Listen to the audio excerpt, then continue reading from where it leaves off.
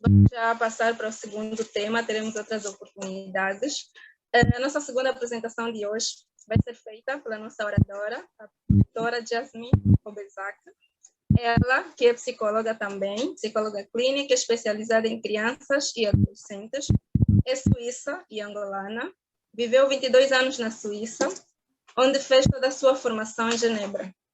Ela trabalhou para o Estado suíço durante 7 anos em meio clínico e hospitalar e vive em Angola há 11 anos com seu esposo e 2 filhos. Trabalha como psicóloga clínica e hospitalar em fórum privado e tem como base do seu trabalho a psicodinâmica, a psicologia da profundeza, a psicologia sistêmica, a plena consciência e a psicologia holística, integrando assim os aspectos criativos, tais como a terapia pelo jogo. A doutora sempre se interessou pelas questões culturais e pelos processos de influência sociais e dinâmicas entre grupos, famílias e sociedades. Podem encontrá-la no Instagram e Facebook, nas páginas Psic Jasmine Obezak. O tema vai ser a importância dos limites no processo educativo da criança. Doutora Jasmine, por favor, esteja à vontade. Obrigada. Parece muito longa a minha apresentação. Muito boa tarde a todos. Primeiro eu queria dizer que acho que a minha apresentação vai ter algumas repetições do que a Sheila já apresentou tão lindamente, porque é o tema dos limites, né? É o tema dos limites na parentalidade e obviamente, ela apresentou situações, né, à volta da tecnologia onde os limites são super importantes. Vou tentar ir rapidamente, porque eu tenho mesmo muito conteúdo que eu quero fazer passar. Eu acho que é um tema fundamental mesmo para nós pais. Ontem falámos, né, da importância de nós aprendermos como pais, não só ensinar, mas nós também estarmos nessa posição de aprender constantemente. Eu ainda hoje estou sempre a aprender à volta da parentalidade. Então, para começar, eu escolhi uma citação que é da Françoise Dolto, como na apresentação foi dito, né, tem uma formação psicodinâmica que me influenciou bastante e não tive a Françoise Dolto no meu curso de educação, infelizmente. Eu digo infelizmente porque Françoise Dolto, ao meu parecer, não foi reconhecida como deve ser no mundo acadêmico. É uma psicanálise que foi muito ativa depois da guerra, Segunda Guerra Mundial. Ela fez muitas rádios, falou da parentalidade, divulgou. Eu acho que cada quinta família francesa deve ter um livro dela em casa, na biblioteca, para dizer o impacto que ela teve no mundo francófono, ocidental, claro. A frase é a seguinte: é preciso muita maturidade para poder ser pai, porque isso implica ter consciência de que não se trata de uma situação de poder, mas de uma situação de dever e que não se tem de esperar nada em troca. Eu acho essa frase muito linda, muito forte, porque é verdade que quando falamos de limites, se nós não fazemos um pequeno trabalho, não vamos associar limites ou impor limites a poder. E a Sheila disse muito bem, é verdade que nós como pais temos uma posição onde temos que impor certos limites. E nessa questão de impor, há rapidamente um perigo onde nós nos posicionamos só na posição de poder. E nesta frase da Françoise Dolto, ela vem nos lembrar que é um dever. É um dever. Nós como pais, nós não temos que esperar nada em troca, nem elogios. É simplesmente um dever de pai de educar, de pôr limites. Vou tentar agora avançar. Então, apresentar os limites, eu tentei desenhar assim 4 áreas, mais ou menos, quando eu pensei um pouco onde é que nós como pais pomos os limites, eu vi assim 4 campos. Primeiro, a saúde, né? Não comas muitos reboçados, vais ficar doente. Nós estamos sempre a tentar a ver o que é que vai evitar, nós estamos a tentar evitar que a criança esteja em perigo de ficar doente ou em perigo pronto, fazer mal ao seu corpo. Então, é importante que os limites estejam nesta área da saúde. Na segurança, proteção. Não saltes aí, vais te machucar. Né? Não saltas de 3 metros. Cuidado. Aí intervém o não. Não faças isso. A criança percebe que tem um limite, que há coisas que podem machucá-la e é importante este não, sobretudo nos primeiros anos de vida. A criança tem que entender muito rapidamente a diferença entre um sim e um não. Uma área que eu também, isso vem da minha formação também, os desejos. Como na psicanálise também falou-se muito dos desejos, que é importante dominar certos desejos. Mas no início a criança ela não domina. Ela tem vontade, como a Tchela falou muito bem, ela quero isso, quero aquilo, eu quero esse brinquedo, vê uma coisa, ela quer. Então, nós temos que avaliar se é apropriado, é o momento certo, ela pode, ela merece. É o dever do pai de fazer uma certa avaliação rápida sobre vou dar ou não vou dar. Então, nesse aspecto, é um dever de pensar se é o bom momento, se é o que temos que dar ou não. E vou até além, quanto mais nos frustramos, quer dizer, não damos, pode parecer que somos maus, mas não, é uma certa prenda que damos à criança, porque ela se constrói, ela constrói o seu ser, e Freud falou disso muito bem em psicanálise, que o nosso ser, o ser individual, se cria na frustração, se cria nos limites, no limite do outro e de eu. O outro, e para a criança perceber a um outro, ela tem que perceber a diferenciação. A outra área, que é uma área que todos nós conhecemos, é a educação, né? É preciso pôr limites também à volta da educação. Para tu poderes estudar, não podes ter 3 horas de tela. Não vais concentrar depois, não vais ter a concentração. Limitar e negociar, não é? Queres brincar um pouco na tela? Então, ok, tens meia hora e depois vais trabalhar. Vais trabalhar 1 hora. Ou preferes trabalhar agora 1 hora e depois terás a recompensa de uma meia hora de tela. Quer dizer, também podemos negociar à volta dos limites. E, aliás, os estudos mostram também, e muitas novas pedagogias falam de dar escolha à criança. Ela aceita muito mais quando ela tem uma pequena escolha. Mas aí também temos que escolher que tipo de escolha vamos dar. É tudo doseando. Okay. Responder às necessidades versus aos desejos. Então, já falei disso, não é? E a Tchala também falou disso muito bem. Mais uma frase aqui de um autor francês. Um adulto cuidadoso não é aquele que responde a cada desejo da criança, mas sim o que reconhece cada necessidade. E, pronto, a importância da frustração, como eu já falei. Eu aqui vou dar até um exemplo muito prático, porque há dias eu fui com as crianças no centro comercial, tinha aí um trampolim, e tinha um pai que vinha com 2 meninas, todas bem vestidas, acho 5 anos, 7 anos. O pai paga, e inclusive não é assim tão barato, né? 1 hora de trampolim. Elas entram e depois de repente, pai, estou com fome, quero sair, quero comer. E o pai fica atrapalhado. Mas olha, a tua hora já está a começar, vai contar, já não vais poder vir e continuar o trampolim. O pai ficou mesmo atrapalhado. Mas as meninas já insistiram, é o meu aniversário, eu quero ir comer. Com uma autoridade. Eu fiquei mesmo curiosa, como é que o pai vai reagir? E vocês podem agora nas vossas cabeças, o que é que fariam? Onde é que estão os limites? O que é que fazemos? Não é fácil, né? É um aniversário, pronto, é uma coisa excepcional, né, para as meninas. Mesmo assim, bom, o pai cedeu. Ok, vamos lá. Pronto. foi comer com as meninas. Depois fiquei a pensar, bom, as meninas aparentemente... Depois, ouvi a conversa, uma menina disse, mas pai, nós não comemos antes de vir, estamos com fome. Mais uma informação.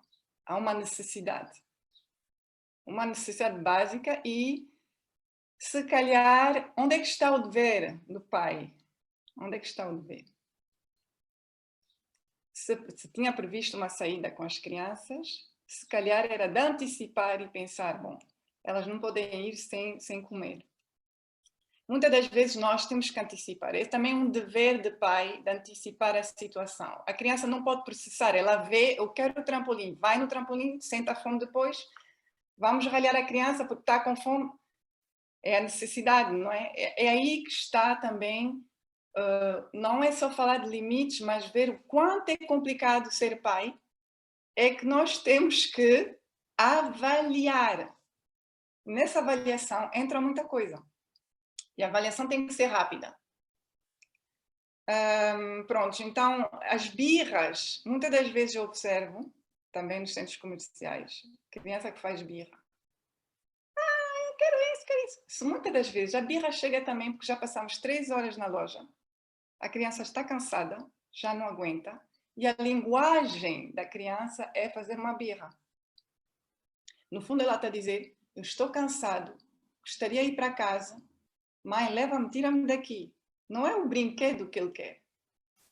Nós temos que saber também não ouvir literalmente o que a criança diz. Eu quero isso, eu quero aquilo. Perceber, há uma necessidade que não foi atendida. O quanto é complicado, não é? Vocês vão lá. Pronto, já estamos aqui a nos tirar os cabelos. Quando estamos bem emocionalmente, nós percebemos esses sinais. Agora, se nós estivermos estressados, basta termos uma má reunião de manhã com o nosso chefe, que talvez também nos agrediu, vamos dizer assim, e 2 ou mais 3 outras pessoas, uma criança que nos faz uma birra por um brinquedo, estás a gozar comigo? Vai vir o tom, vai vir a resposta agressiva e talvez também a vontade de dar castigo, o famoso castigo. Também não estou a conseguir avançar como ontem. Pronto. Eu acho que eu vou avançar aqui. Então, vou avançar por punição versus consequência. A punição é, por natureza, reacionário. É quando dás uma resposta a algo.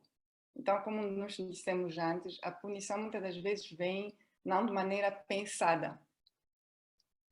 Geralmente é aplicado num contexto, uma estrutura para ajudar a criança a aprender a crescer, mas muitas das vezes ela não é intencional. Nós reagimos no momento não sempre de maneira racional.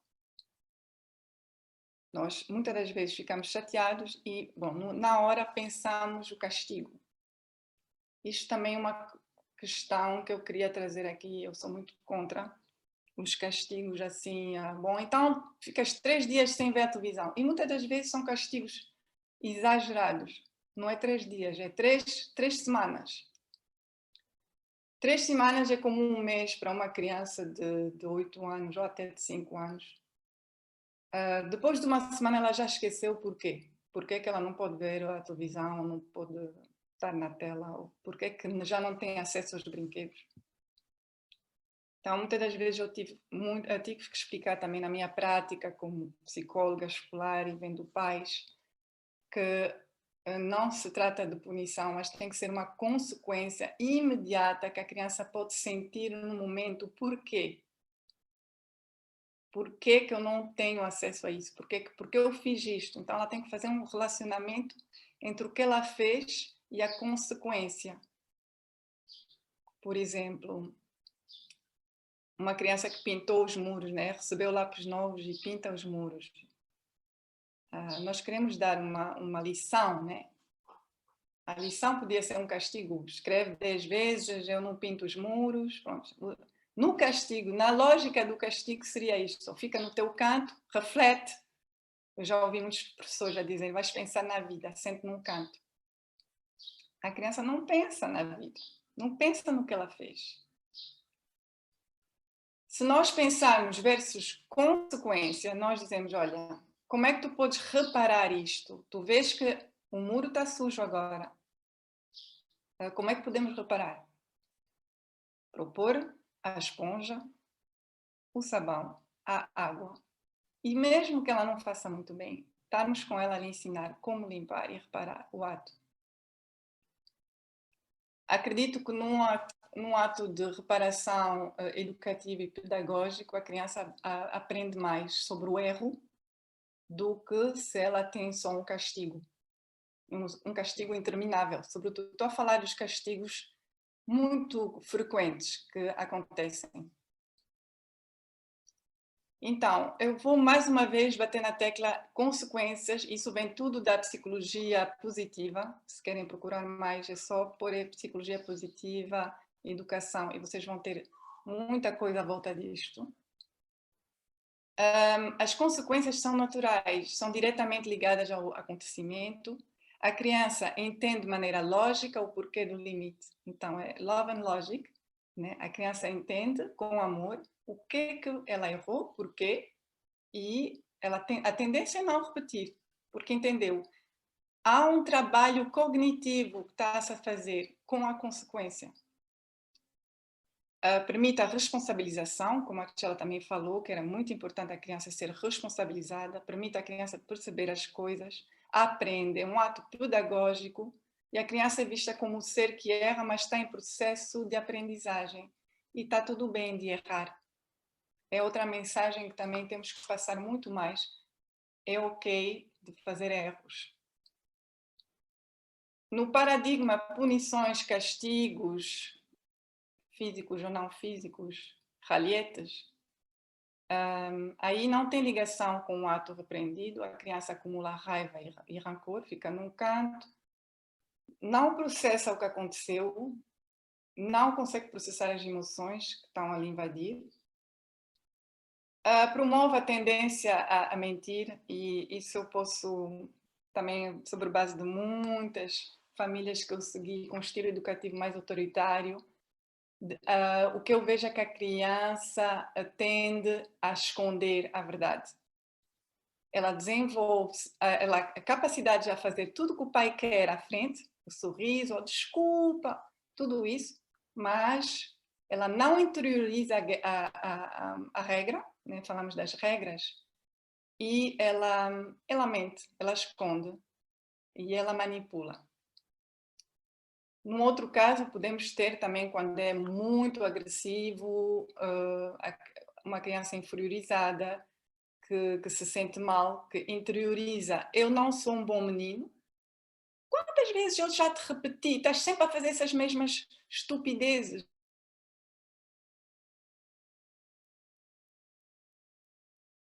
Tu és, tá.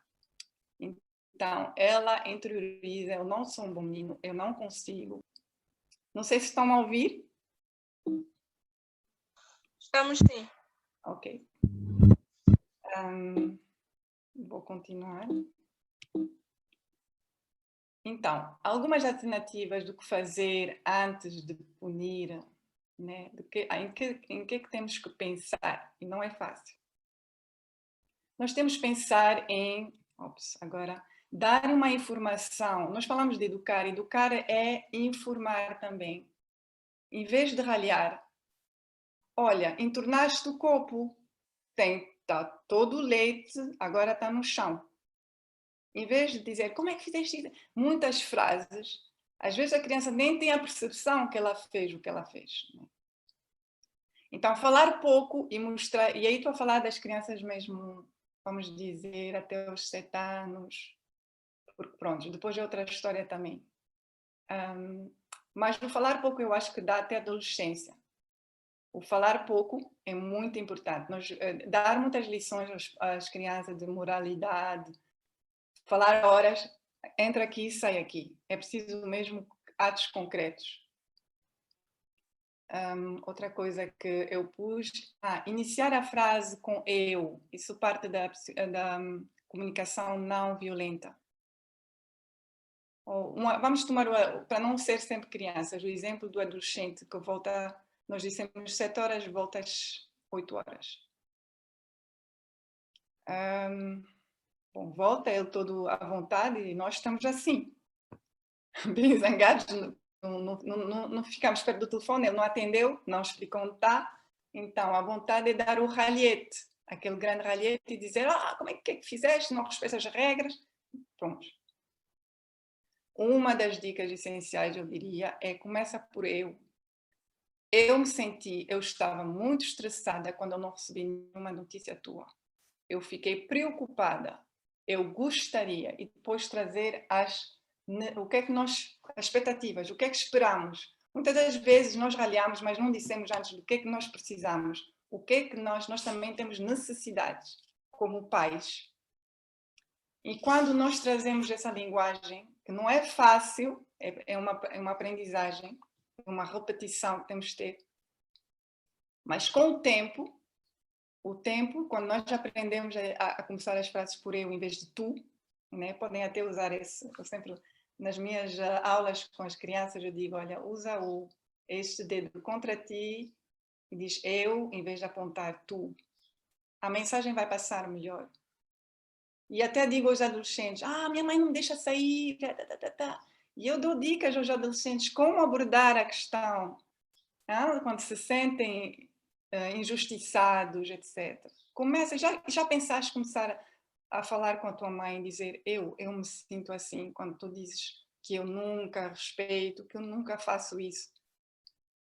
Só para iniciar um diálogo mais respeitoso e mais calmo, onde cada um traz as necessidades e cada um traz o que precisa e onde se negocia. Não é uma negociação assim, às vezes quando dizem, esses psicólogos querem sempre negociação, depois vão ficar horas a falar. Não é, é bem concreto.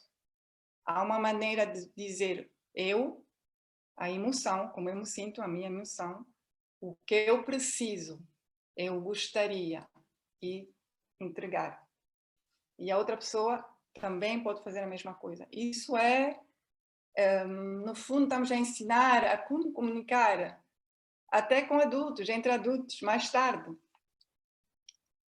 Usar a linguagem emocional é muito importante. Eu começo mesmo aos 3 anos já com as crianças.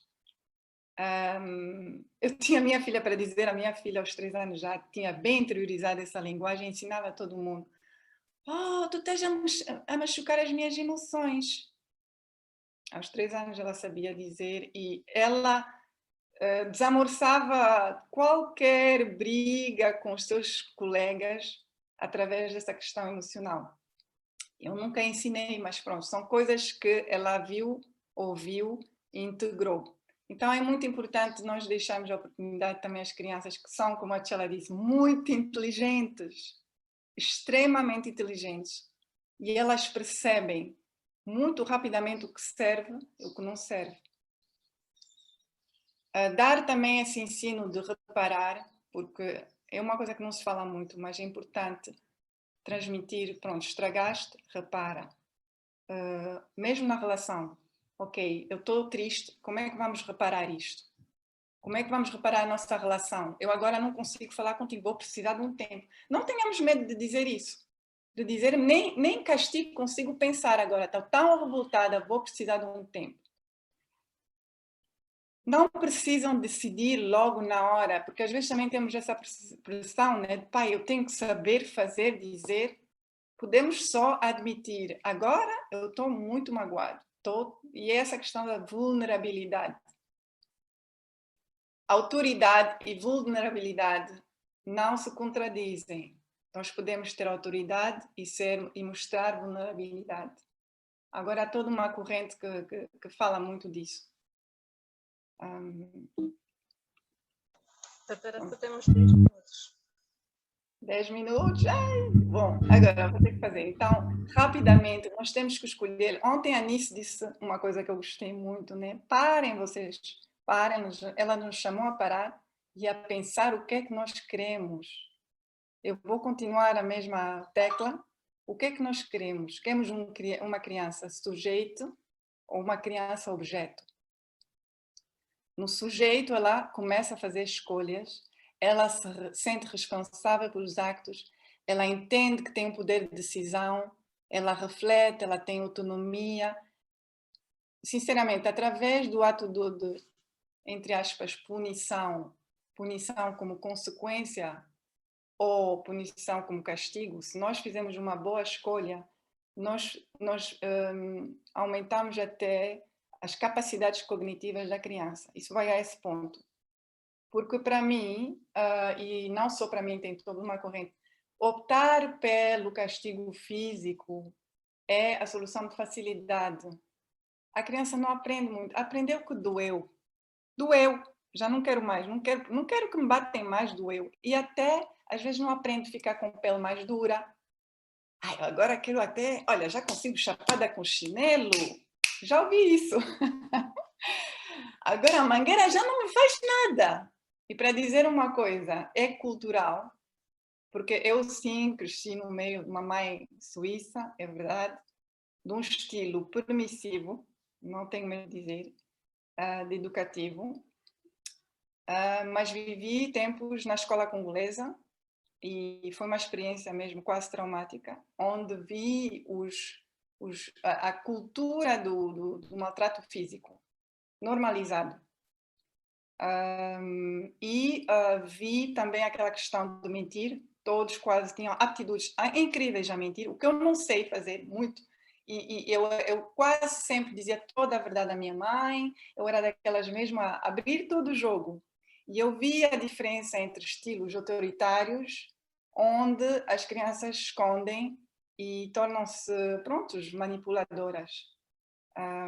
E também vi que as crianças também não avançam assim tanto cognitivamente a procurar mesmo entender o porquê que fizeram mal, elas não se sentem responsáveis pelos seus atos.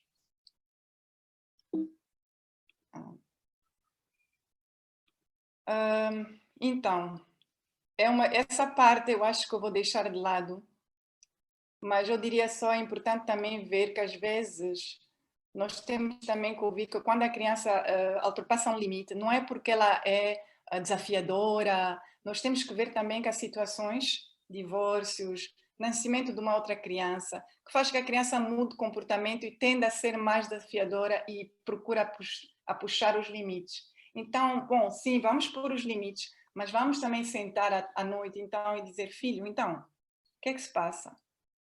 Ainda há pouco estive numa família onde o menino era desafiador, já não queria escola, fumava, etc., um adolescente. E, no fundo, houve um outro aspecto, é que ele tem um irmão que acabou de nascer e sentia também inveja. Então, essa toda a questão, que não sentia ter valor mais. Então, tivemos que trabalhar esse aspecto. E entender o que está a interferir. Pode interferir também a questão de traumas, lutos, e pronto, podem interferir também a questão que a criança está numa fase do não, por exemplo, aos 4 anos, temos que entender também. Alguém falou das tias e dos limites. Nas tias, na educação. E ontem falamos também, é preciso uma aldeia para educar uma criança. E é verdade que eu percebi isso aqui em Angola. Muitas das vezes todo mundo se mete na educação. Sim, a vizinha. Tinhas que fazer assim, tinhas que fazer aquilo. Entro num avião, já tenho o vizinho ao lado também a me dizer como é que eu tenho que cobrir o meu filho. Pronto, isso tudo parte de uma boa intenção, mas é verdade que também há uma tendência a ultrapassar limites que temos que ver. Até onde eu posso interferir na educação. E também há limites também, por exemplo, deixar a criança invadir a vida de casal. Nós temos que nos perguntar, não é o lugar da criança estar na cama do casal durante anos, não. Pode ser um dia, 2 dias, assim, quando até quer um mimo. Mas muitas das vezes esses problemas de não limite geracional também criam problemas na família. Ou eu viver exageradamente a vida dos seus filhos como se fosse a nossa. Fazer perguntas constantes, controlar os filhos de maneira constante. Também faz parte dos limites que nós Não podemos ultrapassar. A criança também precisa de um espaço. Também, pronto, ainda se eu tenho um tempinho, algo para dizer. Se a mamãe diz sim, o papá diz não. E ontem falamos dessas situações de divórcio. Discordância entre os limites do papai e da mamã. É muito importante, à frente das crianças, não mostrar essa discordância. Atrás, no quarto, olha, eu não gostei, tu falaste disso, eu ia permitir isso. Ou eu permiti dele ir à praia e tu depois disseste não. Mas à frente das crianças estamos em acordo. E também com o casal, uma dica para os casais, para dizer, como a Anice falou ontem, dos inquestionáveis, os pontos de educação, que são inquestionáveis, nós cada um temos o nosso limite, o que é que nós queremos e o que é que nós não queremos transmitir. Então, isso faz parte, eu chamo isso os não negociáveis. Conversar com o nosso partner e dizer, o meu não negociável é este. Mesmo que o partner não entenda porquê, ele tem que cumprir, ele tem que aceitar. E vice-versa. Porque eu acho, e eu digo isso porque nós estamos num casal multicultural, e é só assim, com esses não negociáveis que eu tive que aceitar do meu marido, porque ele tem, aquilo vem das suas crenças, da sua cultura, eu tenho que respeitar como esposa, e ele tem que respeitar também os meus não negociáveis. Isso é uma dica para que funcione. Prontos. Acho que quase terminei, está tudo certo. Então, só mais uma coisa. Educar, é importante educar com empatia, né? Aqui mais uma frase da Arnaud Deroux. Uma criança educada com empatia procura raramente desafiar os seus pais, porque ela interioriza a noção de que eu sou importante, tu és importante. Quando falamos do sujeito em vez do objeto. E eu faço muita educação emocional, socioemocional nas salas, eu ensino a empatia às crianças, a se pôr no lugar do outro. Quanto mais nós fazemos esse tipo de ensino, e os pais têm que fazer também em casa, menos discórdia, oposição, birras nós temos. É um ato preventivo, eu quase não tenho situações onde eu tenho que intervir de maneira urgente como psicóloga na escola, graças à educação socioemocional. Então, e passa também para a educação da emoção, né? Falar das emoções, usar a linguagem emocional. Então, terminei aqui em Gaçaquidila, somos uma aldeia e espero ouvir de todos vocês contributos. Nessa aldeia, nós todos estamos a participar da educação dos nossos filhos. Obrigada. Muito obrigada, doutora. Uma ótima apresentação. Consegui gerir o tempo. Estavas com medo. E bateu certinho, 30 minutos. Muito obrigada pela linda apresentação mesmo. E pronto, a mim o que ficou patente é mais uma vez a questão da empatia na educação. Ontem já se falou sobre isso e já abriu alguns horizontes. E hoje a doutora termina também com essa questão, né, da empatia na educação já desde cedo, né, a partir das crianças. E aqui a empatia vamos, se calhar, ver não só a empatia com os outros, né, mas sim também a empatia com cada um mesmo. Essa é uma coisa que eu aprendi e estou a gostar muito. Então, está aberto já o nosso momento para as questões, contribuições. Ficam à vontade para levantarem a mão. Se pressionarem o botão de levantar a mão, vai ser mais fácil para mim ver quem levantou a mão e conseguir dar a palavra. Por favor, fiquem à vontade para comentar, questionar, contribuir. Ainda não vejo nenhuma mão. Enquanto isso, vou fazer uma questão à doutora.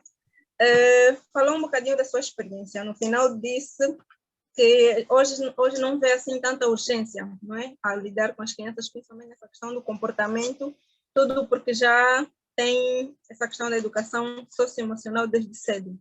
Mas a minha questão é, no princípio, né, quando a doutora começou a trabalhar aqui, no nosso contexto, né, Angola, África, no princípio, quando começou a trabalhar, quais eram as maiores queixas, né? Falou também do tipo de criança, a criança sujeito, a criança objeto. No princípio, quais crianças eram observadas por ti, né? Que tipo de crianças percebias que os pais, de alguma forma, formavam, vamos assim dizer? Olha, obrigada, Lisandra. Eu esqueci de mencionar, não estou bem em Angola também, quando eu estou a trabalhar. Estou na escola internacional, um contexto de crianças privilegiadas e também um contexto onde eu tenho que fazer essas aulas socioemocionais. É mandatório. Eu tenho que dar metade do meu tempo e todas as crianças têm... Bem, além de mim, dos professores. Os professores são formados em socioemocional. Então, a linguagem emocional, quer dizer, é uma coisa que nós agora temos que formar os pais. Estamos a fazer zooms para os pais nos seguirem, porque os pais estão para trás. As crianças estão à frente. E eu mesmo estou a pregar para as aulas, como a Roberta falou, é essencial implementarmos ensino socioemocional nas escolas. Quer dizer, o nível de violência diminui de 80%. Eu não tenho medo de dizer isso. Porque as crianças interiorizam linguagem, maneiras de comunicar. Olha, eu tenho que partilhar de um menino, tenho que partilhar, porque eu ouvi ele era hiperativo e sempre na reação, muito egocêntrico, aquele menino chato, que todo mundo insuportável. Pronto. Mas as aulas Zooms também fiz socioemocional durante o Zoom e parece que ajudou para ele, porque ele integrou ainda melhor, porque ele estava sozinho aí de frente da tela, a ouvir as histórias, etc. E uma aula que ele integrou bem, e eu vi lá depois quando chegamos no face-to-face, à frente, na escola, ele disse a uma menina, podemos agora não sei em português, podemos discordar pacificamente. Basicamente ele disse assim, podemos discordar pacificamente, disagree nicely, something like that, não sei como que... E eu fiquei, ele tem 7 anos, que ele integrou essa linguagem, parece muito, parece assim uma linguagem de adulto, mas os estudos mostram quanto mais linguagem emocional, menos violência, é direto. Vale a pena dar uma linguagem muito elaborada às crianças emocionais? O saber o que é colaboração, saber o que é negociação, saber o que é... Nós temos crianças aos 5 anos que dizem, no meu ponto de vista, eu acho que... Perspectiva. Eles já sabem o que é a minha perspectiva, a tua perspectiva. Então, são coisas que eu só posso bater na tecla. E quando eu cheguei aqui, para responder a tua pergunta, eu estava numa escola angolana, vi muita violência e eu estava mesmo perdida de saber por onde começar. Vi que era quase impossível, respondendo individualmente, criança por criança, à questão da violência. E era um colégio onde as crianças às vezes levavam facas, onde havia muita violência, nem quero, diminuiu porque, o fato de ter uma psicóloga que vem falar com os professores, isso faz diminuir um pouco, mas não há nada que faça diminuir ainda mais que ter as aulas socioemocionais. Quer dizer, entender que isso se aprende a viver em conjunto.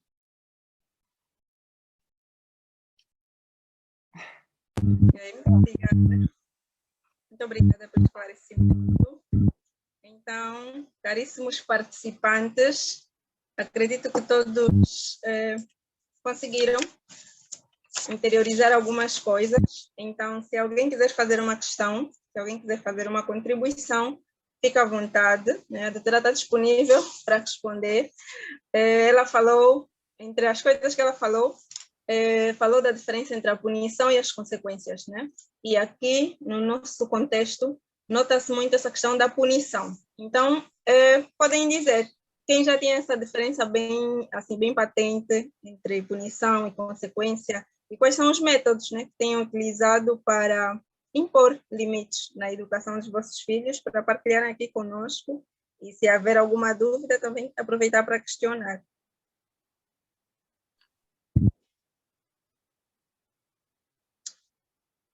Sim, temos uma mão levantada. Eu podia dizer, para responder a tua pergunta um bocadinho, Lisandra. Primeiro que tudo, Jasmine, nota 10. Obrigada por essa intervenção. Em termos das consequências, não apenas no meu trabalho como psicóloga e um bocadinho como a Jasmine, eu tenho uma abordagem que tem também trabalho comunitário e trabalho de escola, não é? E em termos de consequência, nós tendemos a educar os pais, a tentar pedir aos professores para fazerem muito semelhante, que é tirar os privilégios, não é? Mas não tirar os privilégios com muito tempo, como sugeriu a Jasmine, porque depois as crianças esquecem-se. Eu lembro-me, antes de eu saber a distinção, eu tirei um aparelho eletrônico que foi dado, como disse a Tchela, às escondidas, não é? E os meninos estavam a tentar passar dos limites. E então eu tirei o aparelho eletrônico e escondi, por tempo ilimitado.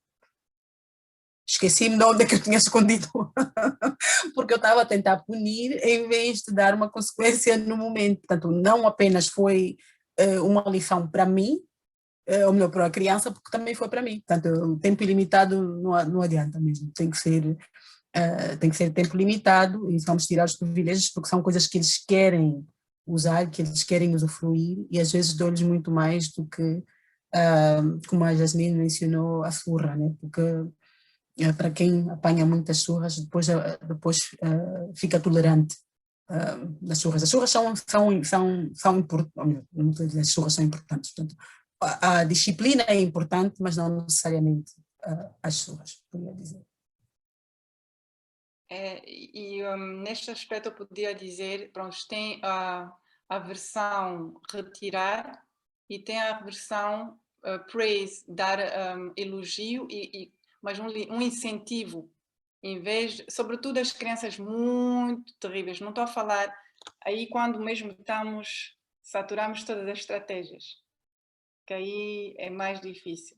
Nós temos que entrar numa parte mais criativa e ignorar o que ela faz mal e só dar incentivo o que ela faz bem. Para quê? Reforçar o positivo. Isso são métodos mais comportamentais, mas eu mesmo defendo também os métodos comportamentais. São necessários porque mas é preciso ter muita consistência. Se nós fazemos um dia assim, amanhã esquecemos, esqueci de dar um incentivo, ele escovou os dentes a tempo, ele não foi ver a televisão, fez os deveres, mas esqueci de dar o incentivo. Estragamos já tudo.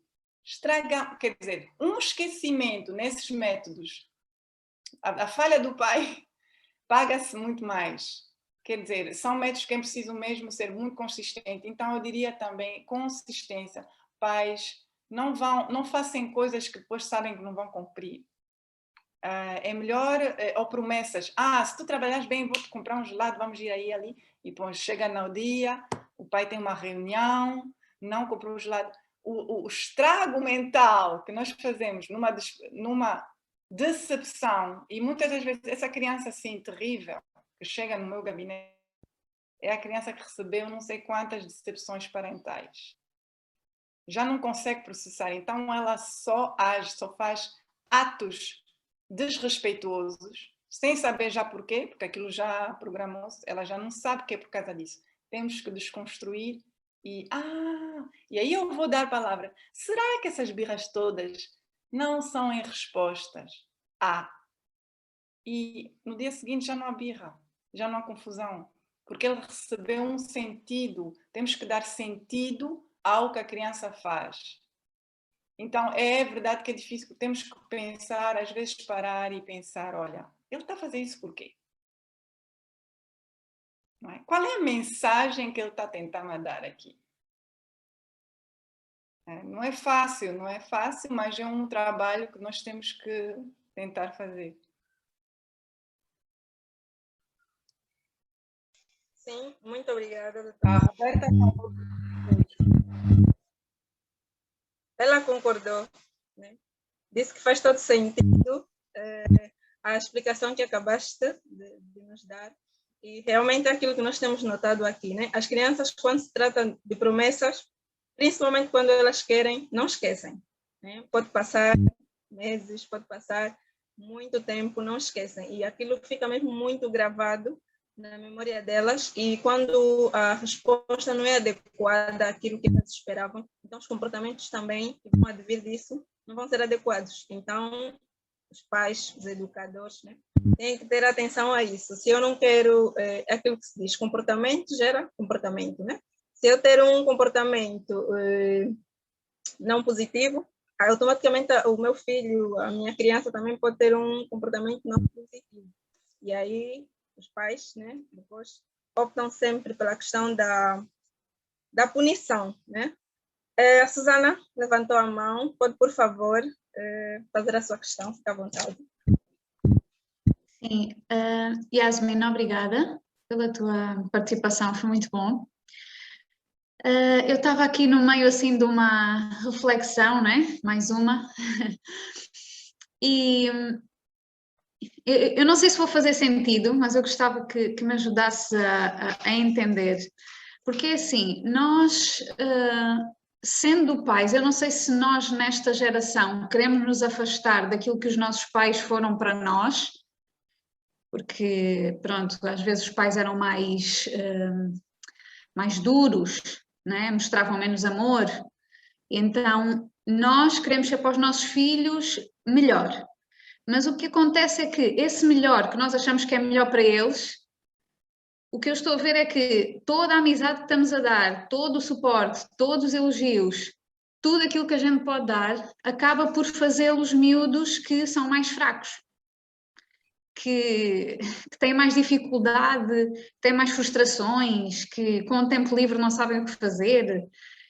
Então, como é que isto fica, né? Porque o que é que temos que ser? Temos que afinal voltar ao modelo anterior de falar menos, dar mais ordens, e quero lá saber do que tu pensas, eu sou tua mãe. Ou será que tem que haver um equilíbrio, e havendo um equilíbrio as coisas não estão a correr bem, ou então somos nós que estamos a dar demais? Não sei se me podes ajudar nisso. Obrigada, Susana. Eu acho que quando a Lisandra perguntou de onde é que vem que nós sentimos essa cultura de querer ser amigos, eu já tinha a resposta, porque, pronto, pesquisei isso. A psicologia nós temos uma responsabilidade, nós psicólogos. Nós fizemos erros também. Houve todo um tempo de parentalidade autoritária, né, até os séculos XIX, etc. Freud mesmo viveu uma parentalidade autoritária, judaica, muito, e por isso que ele falava de, pronto, né, tínhamos que... Por isso é que nasceu até a psicanálise. É trabalhar os traumas, as proibições que eram interiorizadas e inconscientes, depois, pronto, essa coisa toda que vocês já sabem. E depois vem os anos 60, onde nós vamos pôr tudo para fora. Psicólogos, no movimento também, participaram de dizer: não, somos amigos, liberdade. Os pais começaram a fazer tudo à frente dos filhos, saíam com os filhos, fumavam à frente dos filhos. Pronto, anos 60 foram estragos e estragos, né? Liberdade. E depois vem agora, porque nós vimos o que é que deu, não deu, outra vaga de psicólogos a dizerem: espera aí, limites é importante. Espera aí, estamos a fazer estragos. Nós temos uma sociedade que todo mundo está descontrolado, não há limites. Agora, nós também, né, estamos inseridos numa sociedade. Como pais, nós recebemos essas informações, né, das telas, das imagens parentais completamente irrealistas. E isso também nos baralha. É mesmo a questão de equilíbrio, Susana. Eu não tenho resposta assim a dizer faz assim ou faz, mas eu dei algumas coisas, é aqueles inquestionáveis, não negociáveis, nós temos que ter pelo menos a nossa caixa aí, a nossa identidade, o que eu quero mesmo passar. Aí eu fecho a televisão e eu digo, quando eu vejo uma coisa, por exemplo, para mim, eu também tenho crenças, em relação às minhas crenças, eu digo aos meus filhos, esse boneco, não. E eu treino os meus filhos para identificar o que não dá. Nós temos que ter, nós somos guardiãos da segurança dos nossos filhos, temos que ter consciências que já não temos aquela aldeia simpática, como para voltar à imagem da aldeia simpática, não é uma aldeia simpática onde nós estamos. Muitas coisas negativas interferem na nossa educação.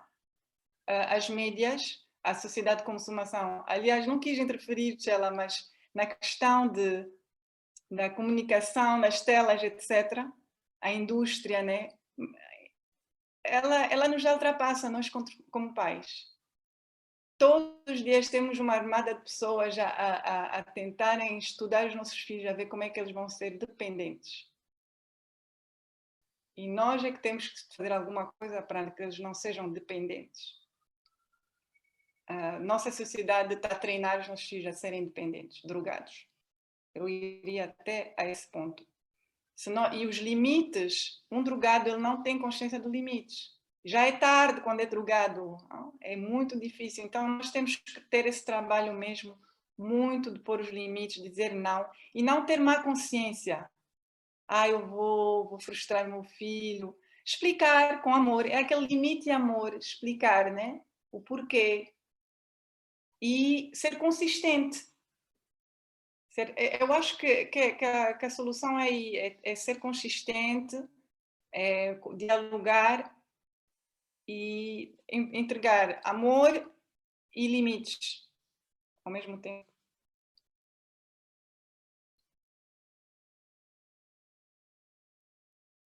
Mas é um desafio. É verdade, é um desafio. Obrigada, doutora.